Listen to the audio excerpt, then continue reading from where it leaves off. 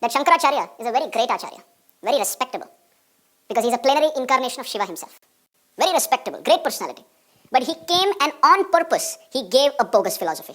In the Padma Puran, there is a discussion between Vishnu and Vishnu and Shiva, where Lord Vishnu tells Shiva that you have to come down as a Brahmin boy by the name Shankara, and you have to give a bogus philosophy on purpose to keep the demoniac people away from the mainstream scriptures. Those who want to become God will be allured by your philosophy, and that's like a filtering process. First things first, let's talk facts. When was Prabhupada born? In the end of 18th century. When was Padma Purana written? Which is not considered authentic, in which there are many such verses like this Amarendra is quoting, which talk about funny conversations between Vishnu and Shiva. Now what is the problem with these conversations? If we really accept Vishnu to be Bhagavan, then the questions are, why Vishnu is in a human form and why Shiva is in a human form? If they are having a human form, then what is the difference between them and us? Other than few magic tricks Vishnu can do, and we can't. Second, I am located on earth in a country called India.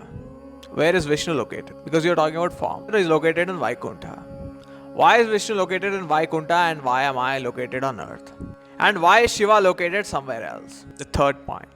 Even if Vishnu and Shiva are talking, why will they talk such useless things to prove ISKCON's point? Next, the main part of discussion.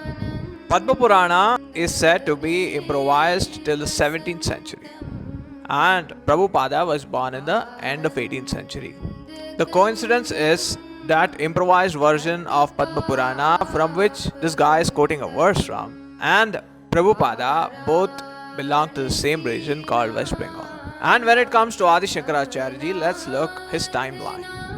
Now with this we see that there are two different versions of the timelines. One is 500 BC and the other is 700 AD. Now let's assume 700 AD is right. Still Adi Shankara was the one belonging to the 6th century. Now you see the difference in the timelines from Adi Shankara to Padma Purana to Prabhupada to this Aaj Ka Paidaish Amarendra. And Adi Shankaracharya has not written any work touching the Puranas, but Adi Shankaracharya had written commentaries on Upanishads, Brahma Sutra and Bhagavad Gita. Nowhere find these kind of funny stories and conversations between Vishnu and Shiva. In the entire Bhagavad Gita, Bhagavan Krishna reveals himself to be in the form of everything.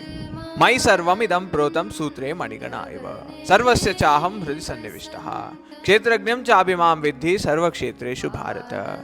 Yo lokatrayam avishya bhivartyavya ishvaraha. Yataf pravrittir bhutanam yena sarvam idam tat. Nowhere Bhagavan Krishna is revealing a human form alone to be his form. And in fact, we think there are so many millions of species on Earth. Not just Earth. There are so many other planets. There are so many other galaxies where it's a possibility that other life forms exist. Then it sounds stupid to conclude that a human form alone is the source of everything. This even sounds racist. If you insist that the Lord should have a human form.